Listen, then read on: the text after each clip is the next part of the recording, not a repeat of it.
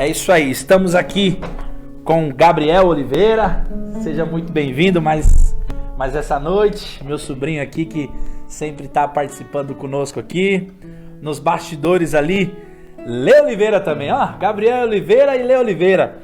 Não são parentes, mas, né? É meio que parente, né? Não é parente, mas é meio que parente. Todos nós somos irmãos em Cristo, né?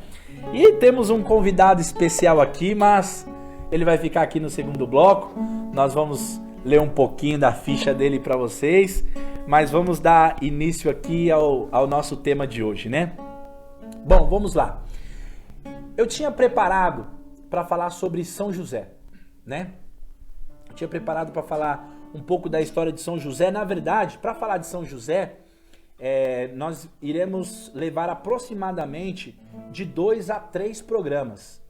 Porque eu vou contar desde lá do nascimento de São José até ele seguir com Nossa Senhora, com Jesus Cristo. E há quem defende que São José é imaculado, né? Mas hoje não é o tema que nós vamos abordar. Nós iremos abordar aqui, nós vamos falar, na verdade, como o programa, eu falei para vocês que eu sempre traria uma história de um santo. Dentro do Apocalipse, dentro da história que eu irei contar, até para falar dessa situação que está aí deixando o mundo todo apavorado, que é o coronavírus, nós vamos falar sobre o Apocalipse, e dentro disso tem uma história de um santo que combateu a peste. É isso aí, uma das pestes que tinha a famosa peste negra. Então teve um santo, e nós vamos falar a história desse santo. Nós não iremos contar a história dele, mas um fato que aconteceu, né, que realmente acabou com as pestes que assombrava a Itália. E hoje a Itália é a que mais está sofrendo nesse aspecto, tirando a China, onde foi o foco maior. Mas hoje parece que a China já resolveu toda a situação, já até desativou muitos hospitais lá que eles tinham construído, né? Até aquele hospital que eles tinham construído em 10 dias, dizem que já foi desativado. Quem está sofrendo muito é a Itália, né? E foi na Itália, esse santo, ele com muita fé fez com que essa peste cessasse. Mas vamos pegar desde o início da história. Eu queria que você acompanhasse em Apocalipse 4, tá? O Lê Oliveira vai preparar a primeira imagem pra gente aí, que é a imagem que vai aparecer no seu monitor, para que você possa acompanhar conosco a história aqui do Apocalipse, para você entender. Quem escreveu o Apocalipse, todos nós sabemos que é o evangelista João, né? João, que era o discípulo amado, né? Ele deitou no peito de nosso Senhor Jesus Cristo. Jesus tinha uma intimidade muito grande com João. E se você pegar lá em Apocalipse 4, versículo 2, diz assim, ó: João dizendo: imediatamente fui arrebatado em espírito. No céu havia um trono, e nesse trono estava sentado um ser. Você pode acompanhar na imagem, a próxima imagem que vai aparecer para você, a imagem do trono. E o que era esse trono que tinha um ser? Esse ser era Deus. Deus é esse ser que João viu no trono. Então ele descreve ali nesse trono. E aí está escrito assim, ó: quem estava sentado assemelha-se pelo aspecto a uma pedra de jaspe e de sardônica, um elo semelhante à esmeralda, nibrava o trono. Ao redor havia 24 tronos, e neles sentados 24 anciões, vestidos de branco, e com coroas de ouro na cabeça. O que representa esses 24 tronos e esses anciãos que estão de branco? Representa a igreja. Então, a igreja está representada aqui, tá bom? Continuando aqui no versículo 5. Do trono saía relâmpagos, vozes e trovões. Diante do trono ardiam 7 tochas de fogo, que são os 7 Espíritos de Deus. Continuando no 6.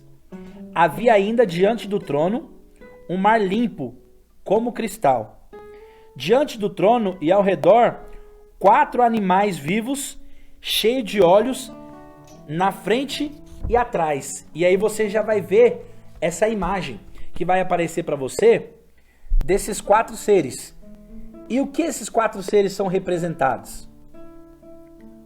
Os 4 animais são representados pelos 4 evangelistas: João, Marcos, Mateus e Lucas.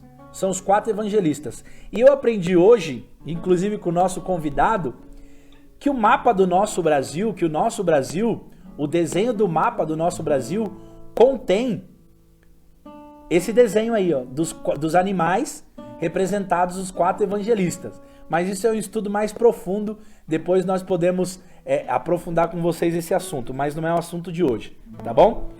Vamos continuar aqui agora no capítulo 5, né? Nós saímos do 4 para o capítulo 5.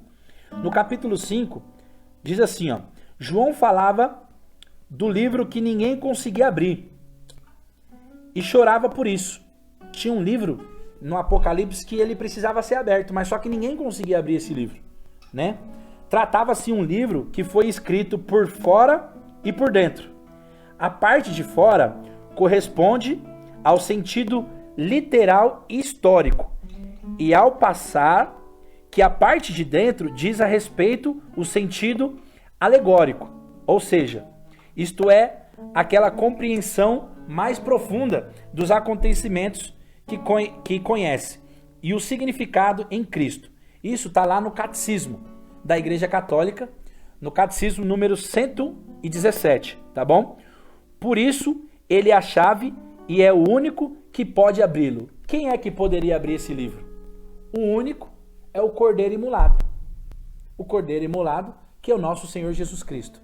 Só ele poderia abrir esse livro. E nosso Senhor, ele abre esse livro. E no livro tem os 7 selos, bem conhecido na história de Apocalipse. Kleber, mas o que isso tem a ver com o assunto que você falou que ia abordar hoje sobre o coronavírus? Você vai compreender quando eu relatar aqui para vocês cada um desses 7 selos, o significado, tá bom? Então, já vai aparecer para você aí o primeiro significado. Tá aqui, ó. Depois vi o Cordeiro abrir o primeiro selo e ouvi um dos 4 animais clamar com a voz de trovão, ou seja, os evangelistas ali já está relatando. Um dos 4 diz com uma voz de trovão: vem. E o que veio? Ele viu aparecer, então João viu aparecer um cavalo branco. O cavalo tinha um arco, foi-lhe dado uma coroa e ele partiu como vencedor para tornar a vencer. Ou seja, ele recebeu uma coroa de rei e ele partiu como um vencedor. E esse cavalo branco representa quem? Representa nosso Senhor Jesus Cristo. Esse é o primeiro selo. E nós vamos agora partir para o segundo selo. Quando abriu o segundo selo, ele ouviu mais uma vez uma voz dizendo: vem. Partiu então o outro cavalo vermelho. A quem montava foi dado trazer a paz da terra, de modo que os homens se mantessem uns aos outros. Desculpa, repetindo aqui, o outro cavalo vermelho, a partir de quem montava foi dado para tirar a paz da terra, de modo que os homens se matassem uns aos outros, e foi-lhe dado uma grande espada. Ou seja, o cavalo vermelho representa a perseguição dos imperadores e o derramamento de sangue dos mártires. Então, aqui nós já sabemos sobre a perseguição que os santos da igreja, os convívios dos eleitos, que já estão lá no céu, que entregaram a sua vida por nosso Senhor Jesus Cristo, foi representado através desse cavalo vermelho aqui, tá bom? Então, prosseguindo, quando abriu o terceiro selo, o animal gritou também: vem novamente. E aí apareceu um cavalo preto. Seu cavaleiro tinha uma balança na mão. Ouviu então como uma voz clamar no meio dos 4 animais: uma medida de trigo por 1 denário, e 3 medidas de cevada por 1 denário. Mas não danifiqueis o azeite e o vinho. O cavalo preto, que figura os tempos das heresias e os tempos obscuros da fé. E aqui, no 4º selo, que alguma tradução da Bíblia diz que o cavalo ele era esverdeado, puxado por amarelo, e algumas Bíblias diz que é o cavalo amarelo. E aqui é onde vem o significado desse cavalo que eu vou falar para vocês aqui, ó. Quando abriu o 4º selo, ouviu a voz do 4º animal que clamava: vem! E vi aparecer um cavalo amarelo. Seu cavaleiro tinha o nome de Morte. E a região dos mortos, eu acho que é a legião, na verdade, desculpa. A legião dos mortos o seguia. Foi-lhe dado poder sobre a 4ª parte da terra, para matar pela espada, pela fome, e olha o principal, pelas pestes e pelas feras. Enfim, o cavalo amarelo é uma alusão aos cristãos hipócritas, os falsos convertidos que vivem a duplicidade, acendendo uma vela para Deus e outra para o diabo. E aqui está o ponto que eu quero falar com vocês sobre o que está acontecendo no momento de hoje. O que a mídia não vai falar para você. O que muitas pessoas vai ocultar de você. Essas pestes que vêm acontecendo, irmãos, é culpa do nosso pecado. O pecado que ofende o coração de nosso Senhor Jesus Cristo, que ofende o imaculado coração de Maria. Quanta perversidade nós estamos vivendo no mundo de hoje.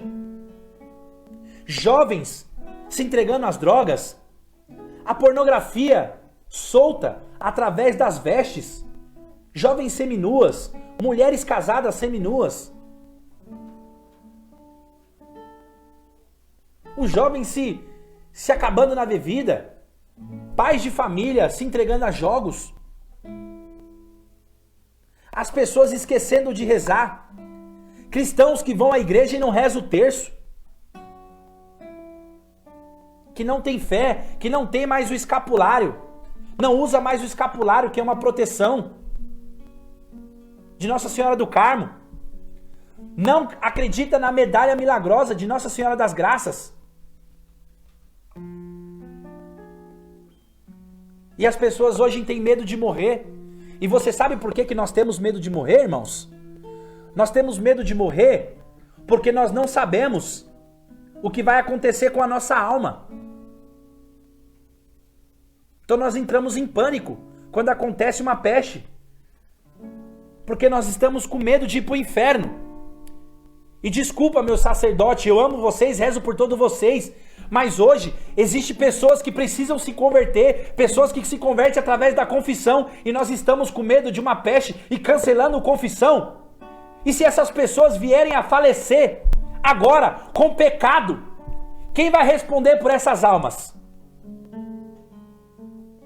Se essas pessoas forem cometidas pelo vírus e vier a falecer, e não tiver tempo de se confessar, porque um sacerdote está com medo de morrer, de entregar sua própria vida por Cristo, de entregar sua vida por essa alma que precisa de conversão, cancelando confissões, com medo da peste. E aqui eu quero chamar a história de um santo, que eu falei para vocês que ia trazer, São Gregório Magno. São Gregório, ele foi um papa ordenado, porque teve um papa que morreu por causa de uma peste. Ele pegou uma peste lá em Roma e veio a falecer. E São Gregório, um homem santo, que não teve medo da peste. São Gregório, assim que ele foi reconhecido como Papa, ele ordenou aos fiéis que fossem para as suas comunidades, para as suas igrejas na Itália, que todo mundo fosse, e os fiéis obedientes ao Santo Padre, o Papa, que representa Jesus Cristo na terra. Ele não teve medo da peste. A primeira ordem dele foi: tenham fé, nós vamos sair em procissão. Todo mundo de suas comunidades, nós iremos sair em procissão diretamente para a Basílica de São Pedro. E nós nos encontraremos lá. Nós vamos rezar para que nosso Senhor Jesus Cristo, para que Deus tenha misericórdia. Que Deus tenha misericórdia da humanidade e que cesse essa peste. E ali o povo seguiu. E vai relatar que em menos de 1 hora, mais de 80 pessoas morreram por causa da peste. Mesmo assim, eles continuaram seguindo em procissão. Chegando próximo da Cátedra de São Pedro, tinha um lindo castelo. E esse castelo era o castelo chamado de Santo Ângelo. E São Gregório, ao olhar no topo do castelo, ele viu São Miguel Arcanjo com uma espada na mão. Ele viu São Miguel Arcanjo com uma espada na mão, guardando a espada, simbolizando que a peste seria cessada. Infelizmente, hoje, meus irmãos, muito se é pregado só do Deus da misericórdia, o Deus do amor. Deus é o amor infinito, Deus é misericórdia, mas Deus é justo e Ele pune aqueles que não estão sendo justo.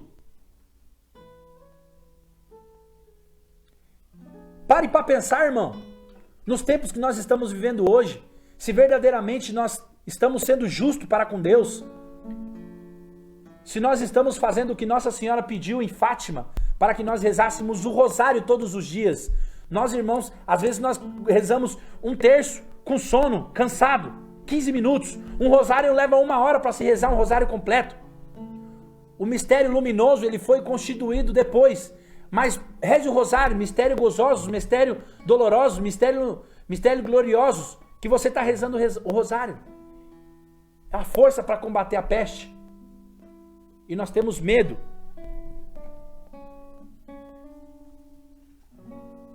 E a peste foi cessada por causa da fé de um homem que não temeu, que ia entregar a sua vida pelos seus. Peça fé nesse momento difícil, a fé que São Gregório teve. Continuando aqui, irmãos. Na abertura do 5º selo, os homens imolados por causa da palavra de Deus e por causa do testemunho clamavam em alta voz: até quando tu, que és o Senhor, o Santo, o verdadeiro, ficarás sem fazer justiça e sem vingar os nossos sangues contra os habitantes da terra? Ou seja, os mártires ali já clamam para o Senhor da justiça fazer justiça por aqueles que não entregam a sua vida por Deus, aqueles que estão ofendendo a Deus. Eles pedem, e olha que Jesus, olha que Deus responde. Deus pede paciência até que se complete o número dos companheiros de serviço, os irmãos que estavam com eles para serem mortos. E aqui, eis o tempo do anticristo, irmãos. Nosso Senhor Jesus Cristo está esperando o tempo dos justos, daqueles que entregará a sua vida por Ele, aqueles que serão martirizados por eles. Esses não têm medo da peste. Esses não têm medo de serem mortos. Esses não têm medo de sair na rua pregando a palavra de Deus. E entendam aqui, antes que algumas pessoas me julguem, entenda, eu não estou falando para que você não tenha os devidos cuidados. Sim, você deve se cuidar, seguindo as orientações, lavar bem as mãos, mas não se desesperar, irmãos. Tenha fé em nosso Senhor Jesus Cristo. A taxa de mortalidade disso está pegando pessoas já muito debilitadas, pessoas idosas. Não tenha fé, não tenha medo, tenha fé que isso não vai te destruir, não vai impedir você de proclamar o evangelho a toda criatura. E dando continuidade, agora nós iremos falar sobre a lua de sangue, o significado para que você entenda, tá? Dando continuidade aqui. Também a lua de sangue também representa as cruzes que vivemos nos dias de hoje. Algo precisa morrer dentro de nós para vir a ressurreição. Os homens necessitam daquela santa paciência ou perseverança para fazer tudo sem murmurar, sem questionar, a fim de tornarem irrepreensíveis e sinceros filhos de Deus, sem defeito, no meio de uma geração má e perversa. No meio de qual serão com os astros do mundo. Quem não tiver essa perseverança deverá cair como as estrelas varridas pela cauda do dragão. Enfim, sobrará um pequeno resto, representados nos 144 mil, o povo da tribo de Israel. Virá a vitória e os sobreviventes da grande tribulação serão marcados e verão um silêncio, um período de paz, como também profetizou a Virgem de Fátima. Ou seja, irmãos, aquele que é justo, aquele que está com o Senhor, ele vai permanecer firme e forte. E por fim, Nossa Senhora diz lá em Fátima: por fim, o meu imaculado coração triunfará. Ou seja, aqueles que estão em pecado, sim, serão castigados, irmãos. Deus é amor, Deus é misericórdia, mas também Deus é justo. Aqueles que não se converter, aqueles que não chegar próximo ao nosso Senhor Jesus Cristo, sofrerá punição, e essa punição é o inferno. Nós temos que pregar, sim, o inferno. Sobre o inferno. Sobre o céu, o purgatório e o inferno. Então, para encerrar esse primeiro bloco, nós temos aqui alguns pedidos e o Leandro vai colocar uma imagem para que a gente possa de fato fazer a oração contra o coronavírus, irmãos. Uma oração muito poderosa. Mas de fato podemos afirmar que em nossa época o anticristo, não podemos afirmar de fato o anticristo, se o anticristo já vive a trabalhar contra a igreja. Por outro lado, os textos do Apocalipse dirigem-nos à paixão de nosso Senhor Jesus Cristo, no qual podemos verdadeiramente colocar a nossa esperança para suportar as tribulações oriundas. Assistimos perplexos, irmãos, os poderes se organizarem rapidamente contra o cristianismo, escurecendo o céu e afugentando com violência qualquer oposição dos filhos da luz. As coisas ainda devem piorar com a ascensão do sistema maligno que deve apagar a luz de Cristo do coração das crianças. Eles querem atacar nossas crianças. Eles querem destruir a família. E eles querem começar pelas crianças. Por meio de uma educação mentirosa que nós temos hoje. Que tirou Jesus Cristo das escolas. Que tirou o estudo bíblico das escolas. Que coloca a ideologia de gênero sobre nossas crianças. Toma cuidado. Aqui, Rosana Oliveira pedido de oração pela saúde do padrinho Severino Santana. Marcilene Pereira, oração pela sua família. Que Deus abençoe vocês, que Nossa Senhora o proteja, que Nossa Senhora cubra com seu manto. Nesse pedido de oração, nós já vamos colocar a intenção de vocês e nós vamos fazer agora a oração contra o coronavírus e pedindo a intercessão de São Gregório Magno, de São José, de Nossa Senhora de Fátima, para que essa peste seja cessada de toda a face da terra. Ó estrela do céu que alimentastes o Senhor e extirpastes a peste da morte que o primeiro homem plantou, que esta estrela se digne agora acalmar o céu, cujo ira fere o povo com a praga da morte.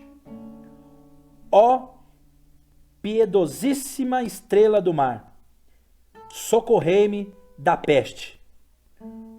Ouvi-nos, Senhora, pois teu filho te honra, nada negando a ti. Salvai, Jesus, aqueles pelo quais vossa Virgem Mãe intercede. Amém. Ave Maria, cheia de graça, o Senhor é convosco. Bendita sois vós entre as mulheres, e bendito é o fruto do vosso ventre, Jesus. Santa Maria, Mãe de Deus, rogai por nós, pecadores, agora e na hora de nossa morte. Amém. Nós vamos aqui chamar um pequeno intervalo, mas eu peço que você continue. Nós temos um convidado muito especial aqui e que não tema a peste. Pela intercessão de Nossa Senhora, São Gregório Magno, Nosso Senhor Jesus Cristo, São José, tenhamos fé, muita fé, que essa praga não irá nos derrotar, mas ela não pegará o justo de Deus. Pode ter certeza disso. Peço perdão em algum momento de exaltação, mas é porque é difícil você ver pessoas se acovardando,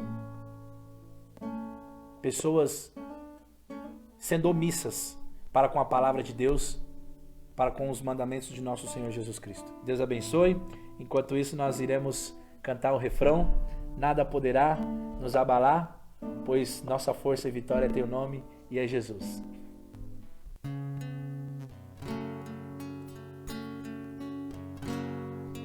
Nada poderá me abalar, nada poderá me derrotar, pois minha força e vitória tem um nome, é Jesus. Nada poderá